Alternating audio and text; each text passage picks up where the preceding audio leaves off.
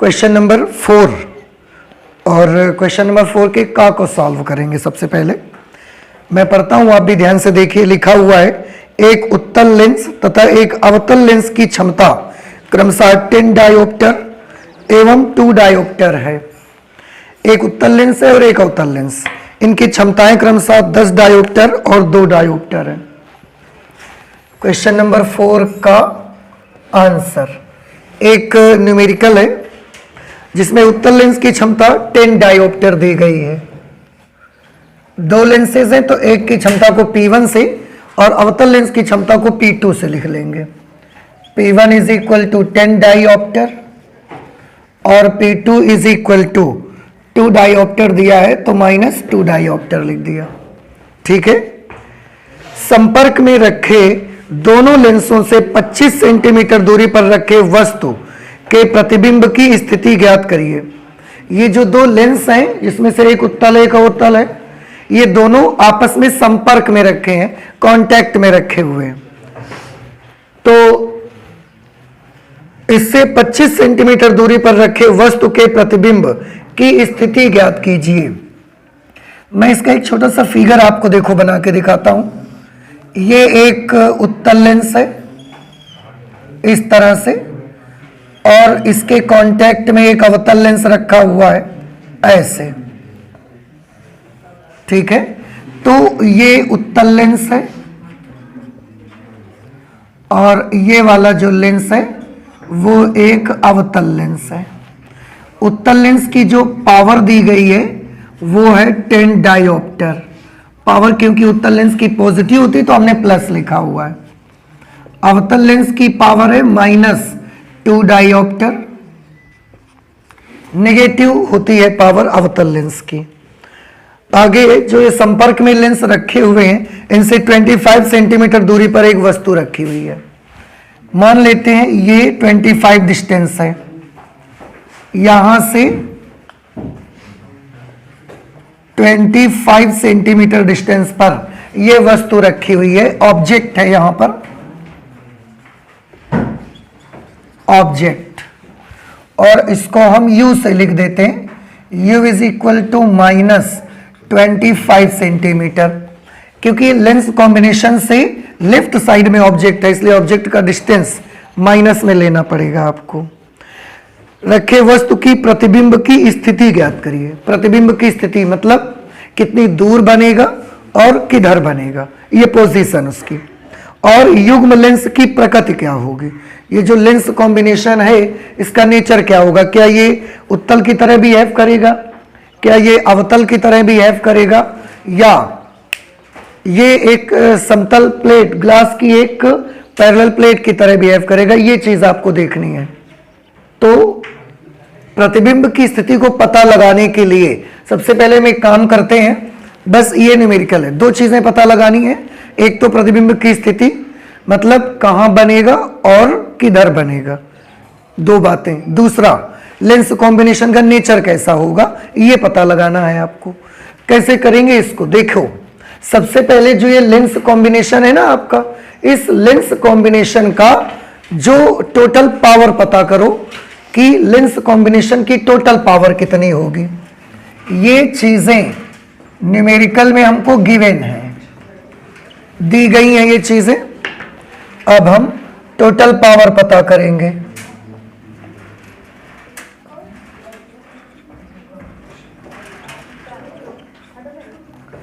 संयुक्त लेंस की क्षमता, आपने क्षमता का एक फॉर्मूला पढ़ा होगा लेंस कॉम्बिनेशन में, P1 plus P2। P is equal to P1 plus 10 dioptre plus P2 -2 dioptre, then P is equal to plus 10 -2 plus 8 dioptre. देखिए जो लेंस कॉम्बिनेशन है उसकी क्षमता +8 डायोप्टर है। और आपको याद होगा कि क्षमता किस लेंस की पॉजिटिव होती है, उत्तल लेंस की। और यहां पर जो हमारा संयुक्त लेंस है इसकी क्षमता +8 डायोप्टर है, दैट इज पॉजिटिव। और अगर ये पॉजिटिव है तो अब हमको समझ में आता है कि ये जो लेंस कॉम्बिनेशन है ये एक अवतल लेंस की तरह बिहेव करेगा, उत्तल की तरह बिहेव करेगा, या एक कांच की समतल प्लेट की तरह बिहेव करेगा? तो आंसर है उत्तल लेंस की तरह बिहेव करेगा, क्योंकि इसकी लेंस कॉम्बिनेशन की जो क्षमता है वो पॉजिटिव है। ठीक है, तो हम यहां पर इन्होंने जो पूछा था एक क्वेश्चन की लेंस युग्म की प्रकृति क्या होगी, यही से हम लेंस युग्म की प्रकृति डिसाइड कर सकते हैं। इसलिए लेंस युग्म की प्रकृति, लेंस युग्म की प्रकृति होगी उत्तल लेंस की। ये लेंस युग्म का नेचर होगा। ठीक, रही बात दूसरी की जो हमें इससे प्रतिबिंब की स्थिति पता लगानी है, तो उसके लिए हम एक काम करेंगे। लेंस युग्म की पावर हमने निकाल ली, अब हम सबसे पहले लेंस युग्म की फोकस दूरी निकालेंगे। ये एक क्वेश्चन का जवाब आपको मिल गया यहां से।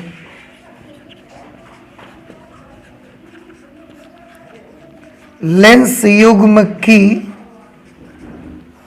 फोकस दूरी, लेंस युग्म की फोकस दूरी capital F is equal to 100/F, नहीं सॉरी 100/P, और ये सीधे आंसर किस में आ जाएगा? सेंटीमीटर में। अगर हम 1/P करेंगे तो मीटर में आएगा, 100/P करेंगे सेंटीमीटर में आएगा। तो 100/P की जगह पर 8 सेंटीमीटर। इसको आप सॉल्व कर दीजिए, तो 4 से कैंसिल करिए, 4 2s are 8 और 25 4s are 100, 25/2 सेंटीमीटर। ये लेंस कॉम्बिनेशन की फोकस दूरी है, पॉजिटिव रहेगी क्योंकि उत्तल लेंस की तरह बिहेव कर रहा है। अब हम एक फॉर्मूला लगाएंगे लेंस सूत्र से। लेंस फॉर्मूला सभी बच्चों को याद होगा, 1/F is equal to 1/V minus 1/U। U दिया गया है, हमको प्रतिबिंब की स्थिति मालूम करनी थी। ठीक है, अब 1/F, F की जगह पर लिखेंगे 25/2। V हमें मालूम करना है 1/U माइनस 25 सेंटीमीटर। ओके, इसको सॉल्व करेंगे बेटा, ये नंबर पलट जाएगा, तो ये कितना बन जाएगा? 2/25। थोड़ा और ध्यान से देखें, ये माइनस माइनस क्या हो गया? प्लस हो गया, और ये नंबर इधर ले आते हैं तो माइनस हो जाएगा, इज इक्वल टू 1/V। अब 2/25 minus 1/25, 1/25 is equal to 1/V, then V is equal to 25 centimetre. इसका मतलब है जो प्रतिबिंब बनेगा वो 25 सेंटीमीटर डिस्टेंस पर बनेगा, और इमेज डिस्टेंस पॉजिटिव आई है। इमेज डिस्टेंस का पॉजिटिव होना इस बात का संकेत है कि ये इमेज लेंस कॉम्बिनेशन के लेफ्ट में बनेगी कि राइट में बनेगी? बताइए। वस्तु की दूरी माइनस में ली, क्यों? क्योंकि ये लेफ्ट साइड में थी। प्रतिबिंब की दूरी पॉजिटिव आई है, तो ये इमेज लेफ्ट में बनेगी राइट में बनेगी? राइट में। कितनी दूर बनेगी? 25 सेंटीमीटर, और 25 सेंटीमीटर डिस्टेंस पर ही तो ऑब्जेक्ट है। इसका मतलब है जितनी डिस्टेंस पर ये ऑब्जेक्ट है उतनी ही डिस्टेंस पर यहां पर इमेज बनेगी। अगर लाइट रेज ऐसे आप भेजेंगे इस पे, because this acts as a convex lens, तो इसकी लाइट रेज ऐसे मुड़ के अंदर आ जाएंगे और यहां पर इसकी इमेज बन जाएगी। ये इमेज बनेगी, this will be at 25 centimetre distance from the lens combination. ठीक है, तो 25 सेंटीमीटर दूरी पर बनेगी, और किधर की तरफ बनेगी? लेंस कॉम्बिनेशन के या वस्तु के दूसरी ओर, वस्तु के दूसरी ओर बनेगी। तो ये हमने देखो दोनों बातें पता लगा ली, प्रतिबिंब की स्थिति भी पता लगा लिया, ठीक है, और लेंस युग्म की प्रकृति भी पता लगा के बता दी। और एक छोटा सा रे डायग्राम भी बना दिया। हालांकि क्वेश्चन में पूछा नहीं गया था, लेकिन आप बनाएंगे तो ज्यादा अच्छा रहेगा। ठीक है, तो ये हमारा हुआ क्वेश्चन नंबर 4 का। सारे सवालों के जवाब आ गए उसमें से। अच्छा, नेक्स्ट बेटा 4 के खा को अगर देखेंगे तो लिखा है यंग के द्विक रेखा छिद्र के प्रयोग की सहायता से फ्रिंज की चौड़ाई का व्यंजक प्राप्त करिए। आपने यंग का डबल स्लिट एक्सपेरिमेंट पढ़ा हुआ है, उसकी हेल्प से आपको करना यह है कि फ्रिंज चौड़ाई का व्यंजक प्राप्त करना है। ठीक है, तो ये क्वेश्चन नंबर 4 खा। आंसर लिखने हैं तो हमने हेडिंग बनाई यहां पर यंग के द्विक रेखा छिद्र के प्रयोग की सहायता से फ्रिंज चौड़ाई का व्यंजक। ठीक है, यंग के द्विक रेखा छिद्र के प्रयोग की सहायता से फ्रिंज चौड़ाई का व्यंजक, ये हमने यहां पर हेडिंग बनाई। उसका ये एक छोटा सा फिगर हमने बना के रखा हुआ है जिसमें दो स्लिटें S1 और S2 लगी हुई हैं। ठीक है, S1 व S2। इसके बाद यहां से कैपिटल D दूरी पर ये एक पर्दा रखा हुआ है बेटा, तो ये एक पर्दा यहां रखा हुआ है।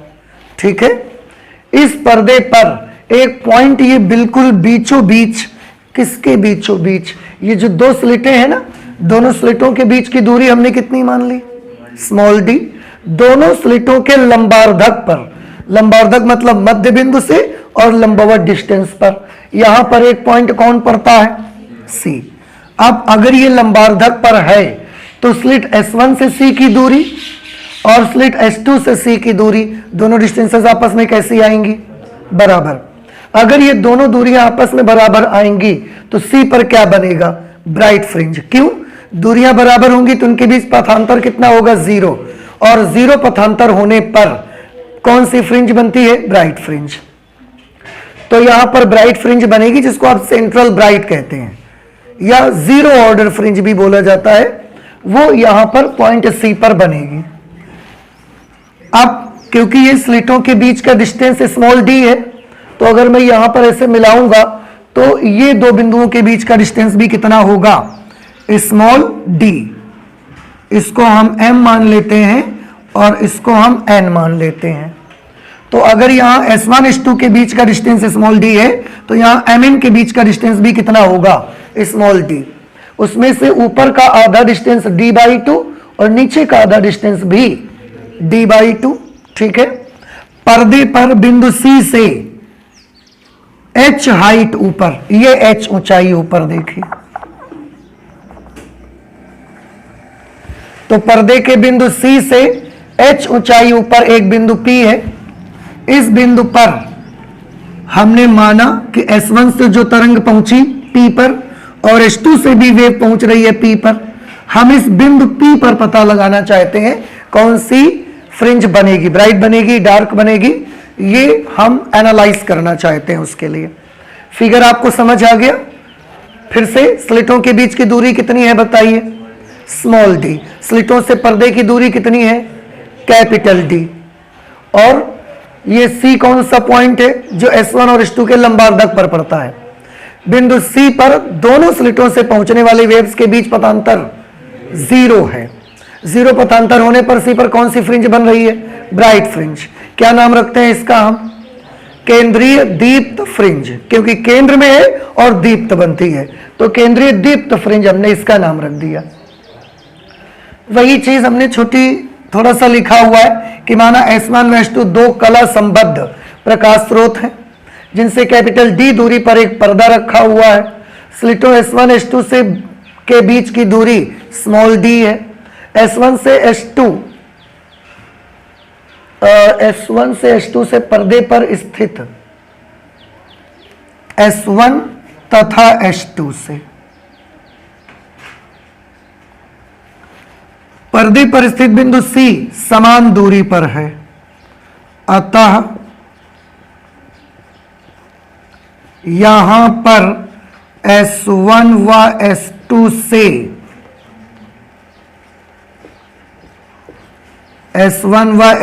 से पहुंचने वाली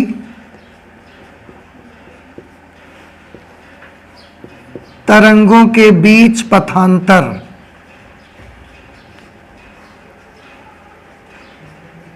शून्य होगा।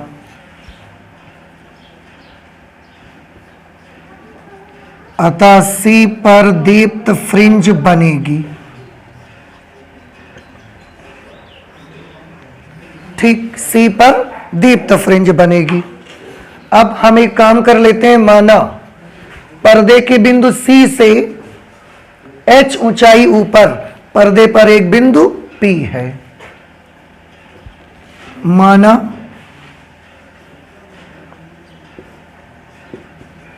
बिंदु C से h ऊंचाई ऊपर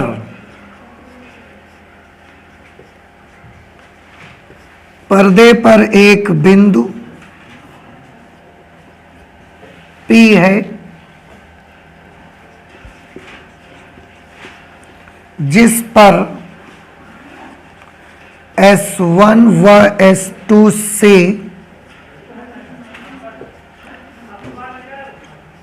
पहुंचने वाली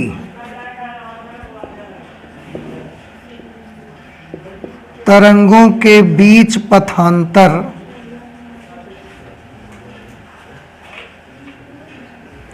S2P माइनस S1P है। बेटा देखो गौर से, क्या लिखा हमने कि बिंदु C से H ऊंचाई ऊपर पर्दे पर एक बिंदु P है, जिस पर S1 व S2 से पहुंचने वाली तरंगों के बीच पथांतर S2P माइनस S1P है। यह बिंदु P है, यहां से एक वेव पहुंचेगी S1P लंबाई की, यहां से वेव पहुंचेगी, टोटल लेंथ S2P होगी। दोनों में से कौन सी लंबी है, कौन सी छोटी है? S2P की लंबाई ज्यादा है, S1P की लंबाई कम है, तो दोनों में पथांतर है। अगर दोनों बराबर लंबाई की होती तो पथांतर 0 होता, क्योंकि एक को ज्यादा लंबा रास्ता चलना पड़ रहा है, एक को कम रास्ता चलना पड़ रहा है, तो दोनों के बीच क्या है? पथांतर। कितना पथांतर है? तो S2P में S1P हमने क्या कर दिया? माइनस। अब अगर ये पथांतर हमें मिल जाए तो हमारा काम आसान हो जाएगा। इसको फाइंड आउट करने के लिए देखिए हम क्या करेंगे। हम S2P square minus S1P square ले लेते हैं, इज इक्वल टू, ठीक है। अब आप ध्यान से देखिएगा जरा, S2P होल स्क्वेयर, S2P, आपको मैं एक ट्रायंगल यहां दिखा रहा हूं, आप देखें गौर से। S2MP दिखा आपको समकोण त्रिभुज S2MP, इसमें यहां पर 90 डिग्री का एंगल बनेगा। अगर ये 90 डिग्री का एंगल है तो 90 के ठीक सामने S2P क्या होगा? कर्ण। ये M से P तक क्या होगा? लंब। और ये S2 से M तक आधार। तो अगर हम S2P का स्क्वायर आपसे पूछें तो आप क्या बताएंगे? पाइथागोरस थ्योरम से क्या होता है? कर्ण स्क्वायर बराबर लंब स्क्वायर प्लस आधार स्क्वायर, ठीक है। तो S2P स्क्वायर की वैल्यू बताइए क्या लिखी जाए? D स्क्वायर प्लस P से M तक का डिस्टेंस कितना है? P से M तक का डिस्टेंस ये देखो total H plus D by 2। तो S2P स्क्वायर की वैल्यू लिखी जाएगी D square plus H plus D by 2 whole square minus, इसी प्रकार S1P का होल स्क्वायर निकालो। S1P ये ऐसे है ना, ये त्रिभुज देखो S1NP, इसमें भी ये एंगल 90 डिग्री का यहां पर बनेगा, ठीक। यहां पर भी एक पाइथागोरस थ्योरम आप लगाएंगे तो S1P square is equal to S1N square plus PN square. S1 से N तक का डिस्टेंस बताओ, कैपिटल D, और ये डिस्टेंस कितना है? H minus D by 2। D square plus H minus D by 2 whole square. बाहर माइनस है तो अंदर के साइन चेंज हो जाएंगे। एक चीज और कि ये distance H minus D by 2 और ये H प्लस D बाई 2 कैसे हो गया? आप थोड़ा देख सकते हैं बेटा, ये डिस्टेंस कितना है बताइए मुझे? H, C से P तक का डिस्टेंस टोटल H है ना, उसमें से अगर ये D बाई 2 हम माइनस कर देंगे तो ये वाला डिस्टेंस आ जाएगा, तो H माइनस D बाई 2। अब अगर इस H में ये D बाई 2 और हमने ऐड कर दिया h plus D by to, ये p से m तक का डिस्टेंस आपको मिल जाएगा। इसे आप कैलकुलेट कर सकते हैं। तो ब्रैकेट जब ओपन करेंगे, मैं यही ओपन कर देता हूं ब्रैकेट, चलिए अच्छा लिख देते हैं, D square plus h plus D by two whole square minus D square minus h minus D by two whole square plus D square से माइनस डी स्क्वायर कैंसिल हो गया। इसमें देखो a plus B whole square minus a minus B whole square, इसमें बचेगा 4ab।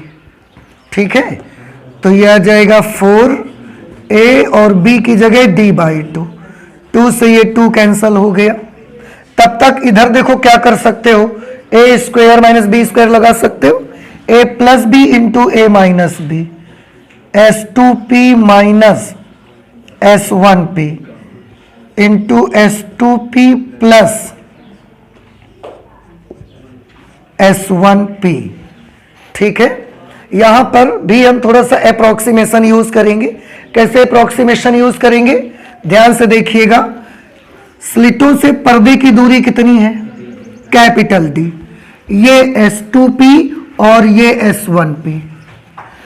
ये सारी distances ना इतनी छोटी छोटी होती हैं कि आप चाहें तो ये जो s2p से तिरछा है ना, इसको भी आप इस d के इक्वल ले सकते हैं, और ये जो s1p है ना, इसको भी आप d के इक्वल ले सकते हैं। दूरियां इतनी छोटी होती हैं। s1p s2p ये सब लगभग किसके बराबर आएंगी, d के बराबर आएंगी। ठीक है, जैसे ये बड़ा इजी है, ये सारी डिस्टेंसेस जैसे मिलीमीटर में आपकी होती हैं। तो हमने यहां से यहां तक का डिस्टेंस लिया 1000 मिलीमीटर, 1000 मिलीमीटर, 1000 मिलीमीटर का मतलब 1 मीटर। तो स्लिटों से पर्दे की दूरी हमने 1000 मिलीमीटर ली।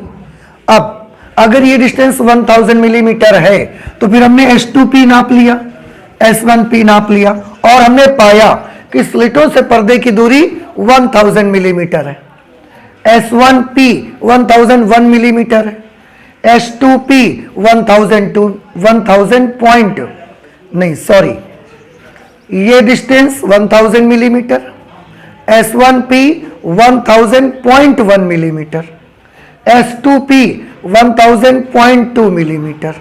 तो बड़ा छोटा छोटा डिफरेंस है ना, तो इसलिए हमने उसको छोड़ ही दिया। सीधे हम क्या ले लेते हैं, s2p s1p सबको आप कैपिटल D ही मान लो। तो अगर आप थोड़ा ध्यान से देखें, यहां पर जोड़ने के लिए तो यहां भी कैपिटल D लिखेंगे, यहां भी कैपिटल D हम लिख देंगे, और इसकी जगह क्यों नहीं लिखेंगे, ये हमको चाहिए। तो s2p क्योंकि पथांतर चाहिए ना हमको, minus s1p into 2d is equal to यहां पर 2hd, 2 से 2 कैंसल हो गया, s2p minus s1p is equal to h small d upon, ये पथांतर आ गया बेटा। अब अगर पथांतर निकल आया है तो हम दीप्त या अदीप्त कोई भी एक कंडीशन लेके फ्रिंज चौड़ाई का व्यंजक बना सकते हैं। तो हम दीप्त वाले कंडीशन ले लेते हैं, वो आपके लिए इजी पड़ेगा। ठीक है, तो यहां पर लिखेंगे यदि बिंदु P पर NV दीप्त फ्रिंज है, तब अगर बिंदु P पर मान लिया कि NV दीप्त फ्रिंज बन रही है, तो क्या आपको याद है कि उस समय इन दोनों तरंगों के बीच का पथांतर क्या होना चाहिए? उस समय इन दोनों तरंगों के बीच का पथांतर लैम्डा का n टाइम्स होना चाहिए। आपको याद होगा कि दीप्त फ्रिंजों के लिए पथांतर क्या होता है, 0, lambda, 2 lambda, 3 lambda, 4 lambda, 5 lambda. Lambda का पूर्ण गुणज होता है। तो यहां पर n की वैल्यू क्या होगी, 0, 1, 2, 3 डॉट डॉट ऐसे। ऐसी हालत में बिंदु P पर दीप्त फ्रिंज बनेगी। अब S2P minus S1P, H2P minus S1P का मान कितना है? H into small d upon capital D is equal to n lambda. यहां से अगर H की वैल्यू हम निकालेंगे तो ये कितनी निकलेगी बेटा? H is equal to n d lambda upon small d। ठीक है, अब H के साथ हम चाहें तो n लगा सकते हैं। इसका क्या मतलब है? इसका ये मतलब है केंद्रीय दीप्त फ्रिंज से NV दीप्त फ्रिंज की दूरी। इससे ये मतलब है कि जो सेंट्रल ब्राइट है इससे कितनी हाइट पर जाने से NV दीप्त फ्रिंज आपको मिलेगी। तो इतनी हाइट पर जाने से NV दीप्त फ्रिंज मिलेगी। ठीक है, हमें तो फ्रिंज चौड़ाई को फोकस करना है कि फ्रिंज चौड़ाई कैसे मिलेगी हमको। आप सभी को याद होगा फ्रिंज चौड़ाई की जब डेफिनेशन आपने बनाई तो ये बनाई किन्हीं भी दो क्रमागत दीप्त अथवा अदीप्त फ्रिंजों के बीच की दूरी को फ्रिंज चौड़ाई कहा जाता है। तो हम भी क्या करेंगे कि कोई भी दो क्रमागत, चाहे आप दीप्त फ्रिंजों की दूरी निकाल लो चाहे आप अदीप्त फ्रिंजों के बीच की दूरी निकाल लो, वही क्या बन जाएगी? वही फ्रिंज चौड़ाई बन जाएगी। ठीक है, तो हम यहां पर दीप्त फ्रिंज के लिए निकाली है तो हम दीप्त फ्रिंजों के बीच की दूरी ही निकाल लेते हैं। और दो क्रमागत, ये NV दीप्त फ्रिंज की ऊंचाई है। इसी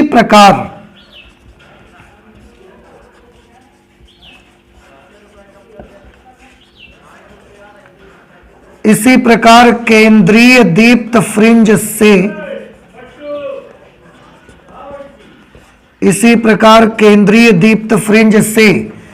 n+1वीं दीप्त फ्रिंज की ऊंचाई, n+1वीं दीप्त फ्रिंज की ऊंचाई, उसको हम लिखेंगे HN+1। आपको याद है हम n+1 क्यों निकाल रहे हैं? नहीं मालूम? अरे ये तो बड़ा सीधा सा है ना बेटा। देखो अभी फ्रिंज चौड़ाई के लिए हमने क्या बताया आपको? किन्हीं भी दो क्रमागत दीप्त अथवा अदीप्त फ्रिंजों के बीच की दूरी को फ्रिंज चौड़ाई कहा जाता है। हम दीप्त से जा रहे हैं इसलिए हम दो क्रमागत दीप्त फ्रिंजों की दूरी निकालना, बीच की दूरी निकालना चाहते हैं। अब दो क्रमागत का मतलब अगर आपके पास एक NV है तो एक n+1V ले लो या n-1V ले लो, फिर उनके बीच की दूरी निकाल लेंगे हम। तो इसी प्रकार केंद्रीय दीप्त फ्रिंज से n+1वीं दीप्त फ्रिंज की ऊंचाई, तो n की जगह पर क्या लेना पड़ेगा आपको? n+1, तो ये n+1 d lambda upon small d। अब सेंट्रल ब्राइट से NV दीप्त फ्रिंज इतनी दूरी पर है, फिर सेंट्रल ब्राइट से उसके एक बाद वाली यानी कि n+1वीं दीप्त फ्रिंज इतनी हाइट पर है। अगर हम इन दोनों के बीच की दूरी निकाल लेंगे, आप थोड़ा सा ऐसे देखिए, NV फ्रिंज यहां पर है सेंट्रल ब्राइट से और n+1V यहां पर है इतनी हाइट पर। दोनों के बीच की दूरी अगर निकालना चाहते हो तो आप क्या करोगे? HN+1 में HN को माइनस कर दो, फ्रिंज चौड़ाई आ जाएगी। इसलिए फ्रिंज चौड़ाई को किससे लिखते हैं? W से। तो फॉर्मूला क्या बन जाएगा? n+1V में से NV माइनस कर दो आप, इसमें इसको माइनस करेंगे। आप देखो जब इसमें इसको माइनस करेंगे तो d lambda upon d common हो जाएगा, बचेगा क्या अंदर? n+1 minus n, n+1 minus n, और बाहर d lambda upon small d बना रहेगा। इस तरह से W का फॉर्मूला, ये n से n कैंसिल भी हो जाएगा बेटा, W का formula d lambda upon small d। ये फ्रिंज चौड़ाई का फॉर्मूला निकल करके आ गया आपका। ठीक है, यही आपको इसमें करके दिखाना था। क्वेश्चन नंबर 4 के खा में समझ आ गया आपको? कोई डाउट तो नहीं है? कोई डाउट हो तो बताएं भैया आप हमें। पहले पथांतर निकाल लेंगे कैलकुलेट करके, पथांतर के बाद चाहे आप फ्रिंज चौड़ाई तक दीप्त फ्रिंज से जा सकते हैं, अदीप्त से भी जा सकते हैं। दीप्त से आपको इजी पड़ेगा, हम दीप्त से गए तो एनवी दीप्त फ्रिंज की ऊंचाई निकाल ली, n+1v की निकाल ली, फिर n+1v दीप्त फ्रिंज में एनवी दीप्त फ्रिंज को ऊंचाई को माइनस करने से फ्रिंज चौड़ाई की वैल्यू निकल करके आ गई। ठीक है, आप इसे नोट करिए। इसके बाद अगले क्वेश्चन पर हम लोग चलते हैं 4 घा पे। ठीक है बेटा, नेक्स्ट क्वेश्चन है हमारा क्वेश्चन 4 घा। ध्यान से सुनिएगा, मैं पढ़ता हूं, आप भी देखिए। एक छोटा क्षण चुंबक एक समान चुंबकीय क्षेत्र 4.5 टेस्ला में रखा है। ये एक न्यूमेरिकल है बेटा, और इसको हम लोग सॉल्व करेंगे। देखिए, सॉल्व करने में सबसे पहले ये लिखेंगे कि इस न्यूमेरिकल ने हमको दिया क्या क्या है। लिखा एक छोटा क्षण चुंबक एक समान बाह्य चुंबकीय क्षेत्र, एक छोटा सा ये क्षण चुंबक है। देखिए,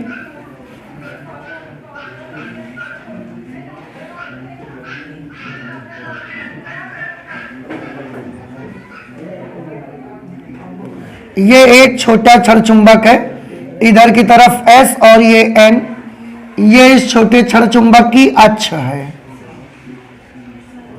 ठीक है, अच्छा, क्षेत्र 4.5 टेस्ला में रखा है। चुंबकीय क्षेत्र की तीव्रता दी गई है 4.5 टेस्ला तथा क्षण चुंबक की अक्ष क्षेत्र के साथ 30 डिग्री का कोण बनाती है। ये क्षण चुंबक की जो अक्ष है वो चुंबकीय क्षेत्र के साथ, मान लिया ये मैग्नेटिक फील्ड की डायरेक्शन है, और अक्ष चुंबकीय क्षेत्र की तीव्रता के साथ 30 डिग्री का कोण बनाती है। देखिए, ठीक है, तो theta is equal to 30 degree. यदि इस पर 4.5 इंटू 10⁻⁻² न्यूटन मीटर का बल आघूर्ण लगता है। बल आघूर्ण को किससे लिखते हो? टाउ से। 4.5 इंटू 10⁻⁻² न्यूटन मीटर का बल आघूर्ण लगता है, तो क्षण चुंबक की स्थितिज ऊर्जा ज्ञात करिए। आपको क्षण चुंबक की स्थितिज ऊर्जा पता लगानी है। आपको याद होगा स्थितिज ऊर्जा को कैपिटल यू से लिखा जाता है। तो इतनी चीजें हमको दी गई हैं, ये हमको मालूम करना है। ये हमने एक छोटा सा फिगर बना लिया। समझ आया फिगर आपको? ये एक छोटा सा क्षण चुंबक है जिसे आप अंग्रेजी में बोलते हैं बार मैग्नेट। साउथ नॉर्थ ये उसकी एक्सिस है, ये मैग्नेटिक फील्ड इंटेंसिटी की डायरेक्शन है, और ये 30 डिग्री का एंगल इन दोनों के बीच बनता है। सबसे पहले हमको अगर u का मान पता लगाना है तो u का फॉर्मूला होता है -mb cos थीटा। ठीक है, उसके लिए हमको m चाहिए। देखो b मालूम है, हमको थीटा मालूम है, बट हमको m नहीं मालूम, तो हम m पता लगा लेते हैं सबसे पहले। अब हम इसको सॉल्व करने चल रहे हैं। देखो सॉल्यूशन, देखो हर जगह कैसे हेडिंग डाल के हम लिखते हैं, आप भी यही पूरा मेथड रखेंगे लिखने का। सॉल्यूशन करेंगे तो सबसे पहले टाउ का फॉर्मूला लगाएंगे। We know tau is equal to mb sine theta. Tau की जगह पर लिखेंगे 4.5 इंटू 10⁻⁻²। b की जगह पर लिख देंगे 4.5, साइन थीटा की जगह 30। 4.5 से बेटा 4.5 कैंसिल, ये क्या आएगा 1/2। 1/2 का 2 इधर आ जाएगा, तो m is equal to 2 into 10⁻⁻²। m का यूनिट याद है आपको? Ampere metre square. ठीक है, ये क्या है बताइए? कैपिटल है चुंबकीय द्विध्रुव आघूर्ण। वेरी गुड, ये है चुंबकीय द्विध्रुव आघूर्ण। ठीक है, अब जब m पता लग गया तो हम स्थितिज ऊर्जा को भी पता लगा सकते हैं।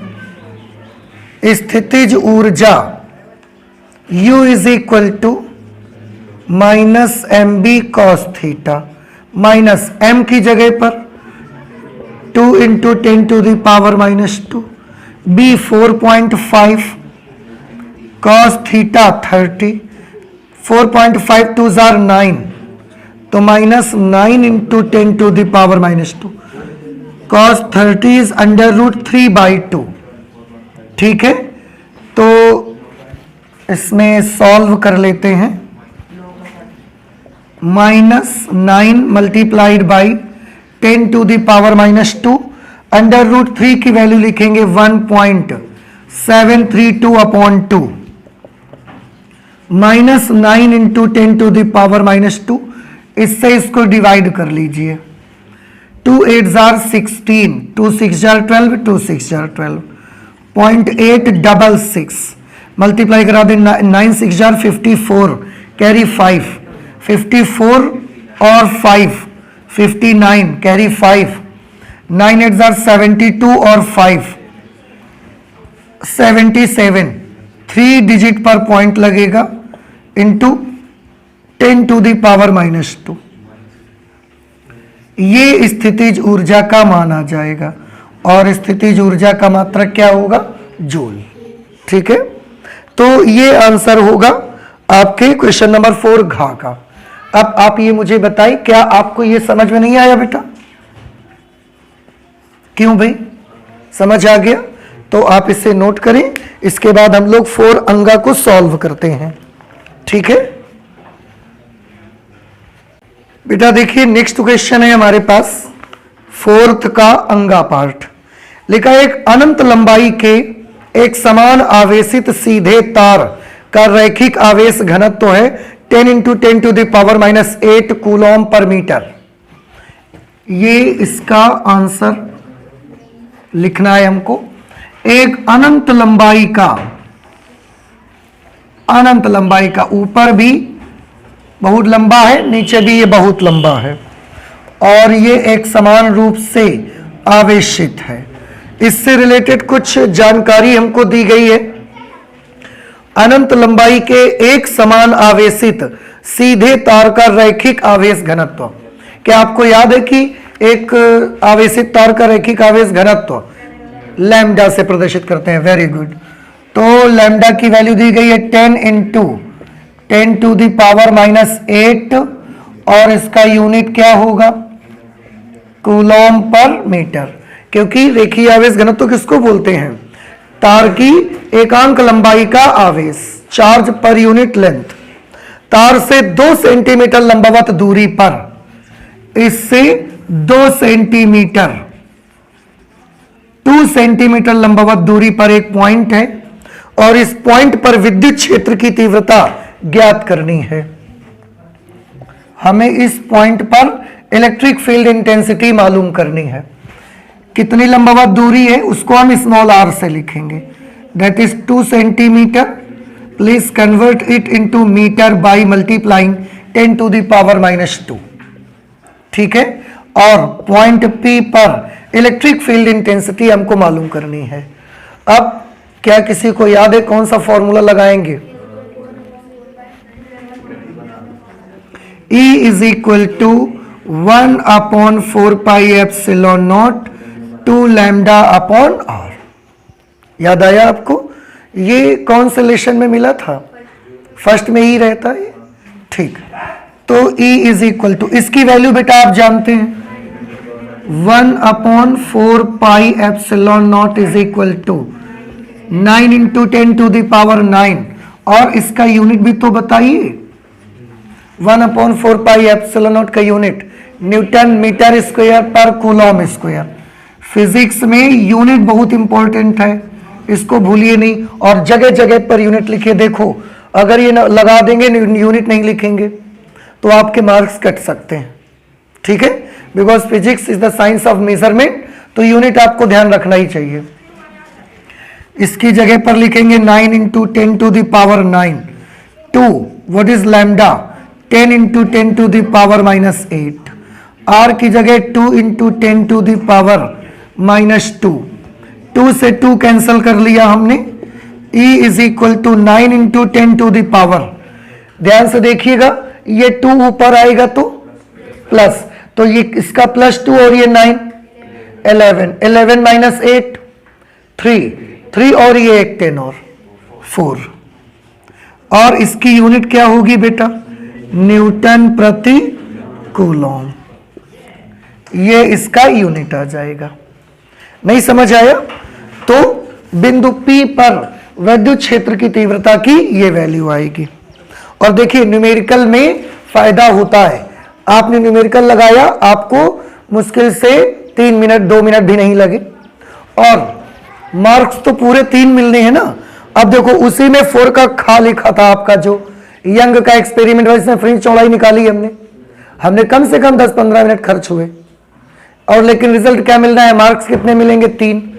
और इस न्यूमेरिकल में महज 5 मिनट भी खर्च नहीं हुए, मार्क्स कितने मिल रहे हैं, 3। तो न्यूमेरिकल लगाने में एक बहुत बड़ा बेनिफिट छुपा होता है, आप अपना समय भी बचा सकते हैं, और because this is the mathematical part, you know कि मैथमेटिक्स में नंबर अगर आपने सही और साफ साफ लिखा है तो नंबर पूरे मिलते हैं। इसमें थ्योरी में कुछ नंबर कैंसिल भी कर सकते हैं वो, लेकिन मैथमेटिकल पार्ट में तो पूरे नंबर देंगे आपको। ठीक है, आप इसे नोट करिए। इसके बाद 5 का सॉल्व करते हैं। बेटा क्वेश्चन नंबर 5 का पे देखिए क्या लिखा हुआ है, मैं पढ़ता हूं, आप भी सुनिए।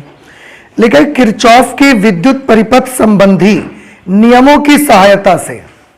आपने किरचॉफ के नियम पढ़े हुए, कितने नियम थे किरचॉफ के, 2। एक था किरचॉफ का प्रथम नियम जिसमें धारा के बारे में जिक्र किया गया था, जिसको धारा नियम भी कहते हैं, करंट रूल। याद आया कुछ आपको? अच्छा, दूसरा था आपका वोल्टेज रूल, वोल्टेज के बारे में जिक्र किया गया। इन्होंने बोला उन नियमों का इस्तेमाल करते हुए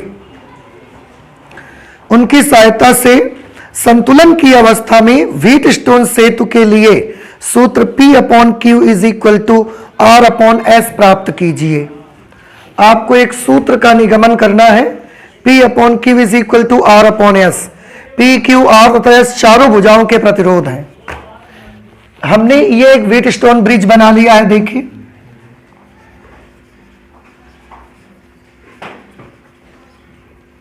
व्हीटस्टोन ब्रिज हमने यहां पर बनाया। आप गौर से देखें, इसके ये 4 भुजाएं हैं। इसमें भुजा AC का प्रतिरोध P, CB का Q, AD का प्रतिरोध R और DB का प्रतिरोध S हमने माना है। C और D एक विकर्ण है, इसके बीच में एक गैल्वेनोमीटर लगा हुआ है। एक दूसरा विकर्ण जो A और B है, इस विकर्ण के बीच एक सेल और एक की लगी हुई है। यहां पर आप चाहें तो इसमें भी एक की लगा सकते हैं।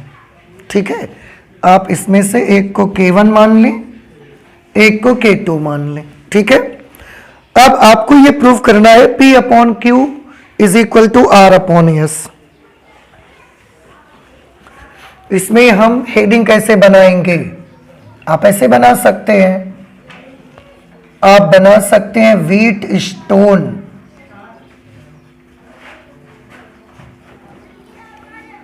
सेतु के लिए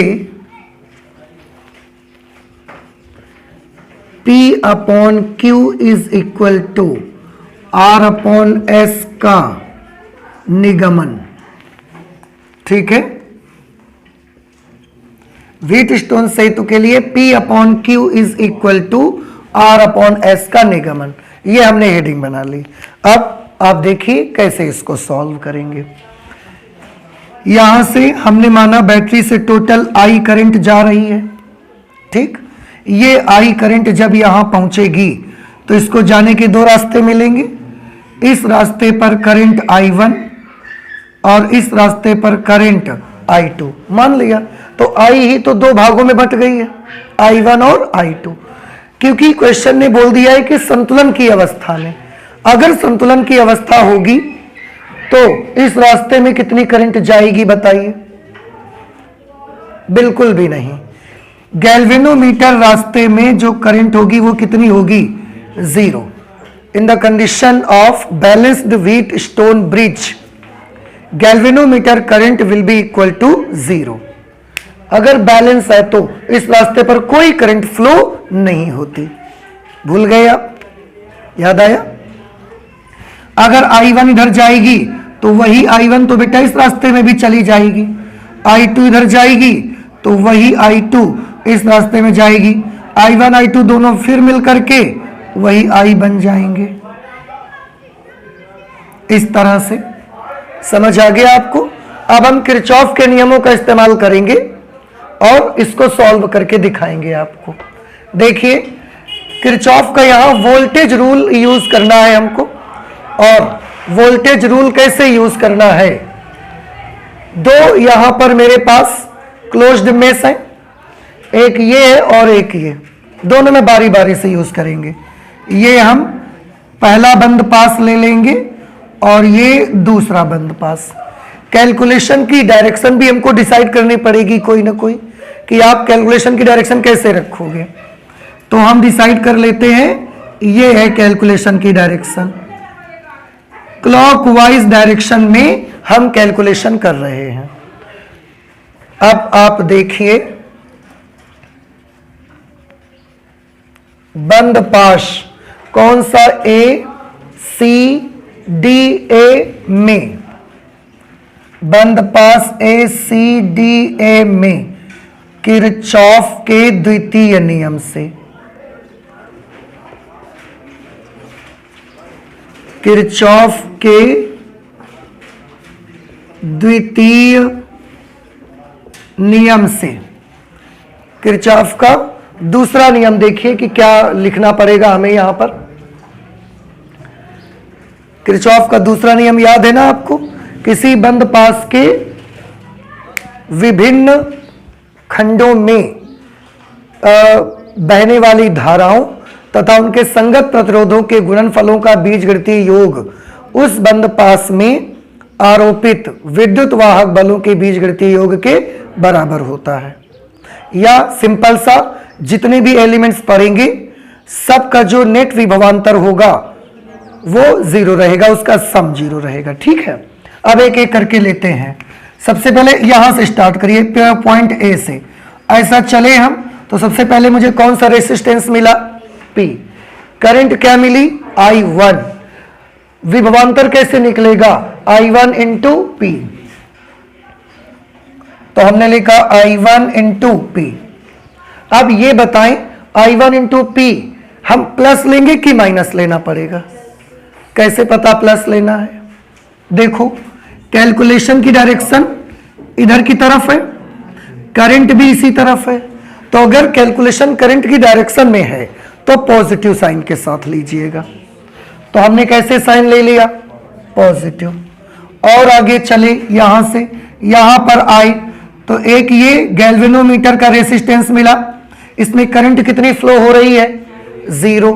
तो क्या करोगे, लेके आप मल्टीप्लाई भी करोगे तो भी 0 हो जाएगा, छोड़ दो। और आगे इधर की तरफ आइए, जब यहां पर पहुंचे, कैलकुलेशन ऐसे करते करते जब आप यहां पहुंचे तो इस वाले रेसिस्टेंस में करंट कितनी है, I2। रेसिस्टेंस कितना है, R।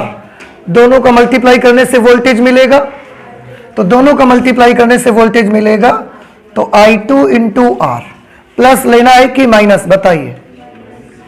माइनस। कैलकुलेशन की डायरेक्शन ऐसे है, करंट ऐसे फ्लो हो रही है, they are opposite to each other, minus.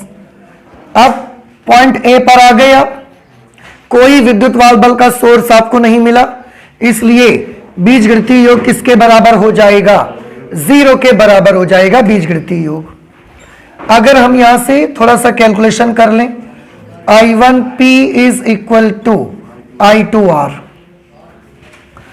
I1 upon I2, या तो कैसे भी कर लो आप, ठीक है। I1 upon I2 is equal to R upon P। I1 upon I2 is equal to R upon P। इसको हम मान लेते हैं इक्वेशन नंबर 1। अब इस वाले बंद पास में ले लेते हैं, बंद पास क्या नाम है बंद पास का। कैलकुलेशन कैसे करना है वो डिसाइड कर लो आप। क्लॉकवाइज हमने इसमें किया है, उसमें भी क्लॉकवाइज करना है कि एंटी क्लॉकवाइज, जैसे आप कर लो, आंसर दोनों तरह से सेम ही आएगा, उसमें कोई बदलाव नहीं आएगा। जब आप इसका बेसिक पढ़ रहे थे उस समय ये सब चीजें बताई गई हैं आपको, तो आप चाहे जैसे कर लो उसको। कैलकुलेशन की डायरेक्शन चलो हम एंटी क्लॉकवाइज ले लेते हैं, ठीक है। देखिए अब कैसे करेंगे आप इसमें। बंद पास कौन सा, B C D B, B C D B में किरचॉफ के दूसरे नियम से, ठीक है। एक तरफ से शुरू करते हैं, बी से ही स्टार्ट करो, ऐसे चलना, क्योंकि कैलकुलेशन की डायरेक्शन ये ली है आपने। ऐसे चले तो पहले कौन सा प्रतिरोध मिला, Q। धारा कितनी है इसमें, I1। हमें प्लस लेना है कि माइनस। कैलकुलेशन कैसे चल रहा है, ऐसे। करंट कैसे आ रही, ऐसे, अपोजिट है ना दोनों, तो माइनस I1 इंटू Q। और आगे आई यहां पर, तो ये करंट इसकी जीरो ही है, इसको मत लीजिए। यहां पर फिर ऐसे आने लगे, तो जब ऐसे आने लगे तो हमारे कैलकुलेशन की डायरेक्शन भी ये है और करंट की डायरेक्शन भी ये, दोनों एक ही डायरेक्शन पे है, तो प्लस लेना है। और वोल्टेज के लिए I2 इंटू एस, और क्योंकि इस बंद पास में कोई विद्युत वाहक बल का सोर्स नहीं है, तो इज इक्वल टू 0। इसको उधर भेज दीजिए, तो minus I1Q is equal to minus I2S। Minus से -1 से -1 कैंसिल कर दिया हमने। यहां से अगर I1 अपॉन I2 निकालेंगे तो क्या वैल्यू निकलेगी, S upon Q। Let this is equation number 2। अब समीकरण 1 व समीकरण 2 से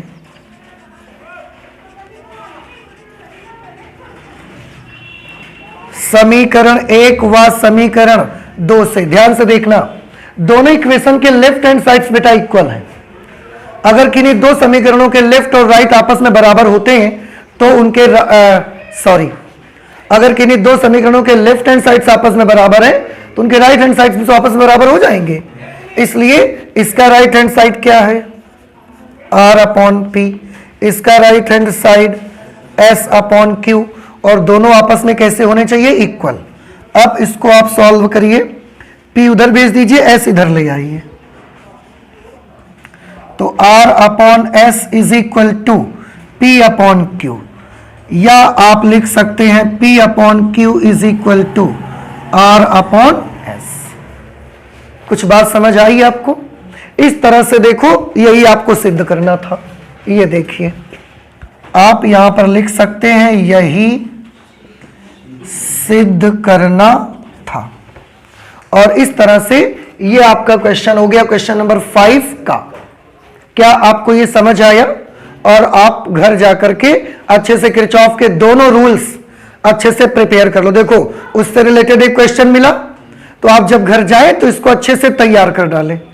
ना सिर्फ ये बल्कि रूल्स भी प्रिपेयर कर डालें, तो आगे कभी भी जरूरत पड़ेगी तो आपको याद आ जाएगा तुरंत। ठीक है, तो आज हम लोग फिर फिजिक्स में 5 का तक ही रख लेते हैं। आगे और भी क्वेश्चन सॉल्व करेंगे, नेक्स्ट क्लास में करते हैं फिर। ठीक है, थैंक यू।